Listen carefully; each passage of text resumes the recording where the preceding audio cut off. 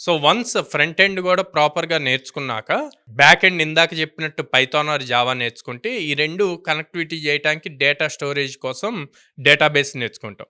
Database వచ్చేసి MySQL గాని, MongoDB గాని నేర్చుకుంటాం. ఓకే. హ్మ్. మైఎస్‌క్యూఎల్‌లో ఆర్ మోంగోడీబీలో క్రడ్ ఆపరేషన్స్ అన్నవి చాలా ఇంపార్టెంట్. క్రడ్ అంటే 4 things. Create, read, update, delete. ఈ హ్మ్. 4 ప్రాపర్‌గా నేర్చుకుంటే మీరు వెబ్‌సైట్‌కెళ్ళి ఏ ఆపరేషన్స్ చేస్తున్నా గూడా ఈ 4 మీదే డిపెండ్ అవుతది.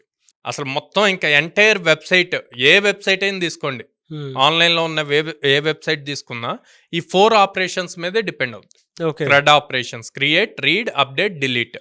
సో, దీంట్లో మళ్ళీ జాయిన్స్ ఉంటాయి. హ్మ్. సో, ఇవి కొంచెం స్ట్రాంగ్‌గా నేర్చుకోవాలి. మల్టిపుల్ డేటాబేస్ టేబుల్స్ మీద వర్క్ చేస్తాం కాబట్టి. అండ్ ఈ చేసిన ప్రాజెక్ట్ మొత్తాన్ని గిట్ హబ్‌లో పోస్ట్ చేయాలి. సో, అందులో పుష్ చేసినప్పుడు అక్కడొచ్చే లింక్‌ని తీసుకొచ్చి వీళ్ళ రెజ్యూమ్‌లో పెట్టుకుంటే గనక ఎప్పుడైతే రెజ్యూమ్ వీళ్ళు ఇంటర్వ్యూకి పంపిస్తారో హెచ్ఆర్ ఆ రెజ్యూమ్ చూసేటప్పుడు ఈ లింక్ చూసి అసలు ఈ లింక్‌లో ఏముంది అని చెప్పి ఓపెన్ చేసి చూస్తారు. అప్పుడు ఆటోమేటిక్‌గా ఆ వెబ్‌సైట్ కనిపిస్తది. అట్ ద సేమ్ టైమ్ దాంట్లో ఉన్న టెక్నాలజీస్ ఏం యూజ్ చేశారు. రిక్రూటర్‌కి ఒక థాట్ వస్తది. ఓకే. తిను ది బెస్ట్ పెర్ఫార్మ్ చేస్తున్నాడు. లెర్నింగ్‌కి స్కోప్ ఉంది. టెక్నాలజీస్ తెలుసు. ఇంటర్వ్యూ బాగా చేయొచ్చు అన్న థాట్‌కి వస్తారనమాట.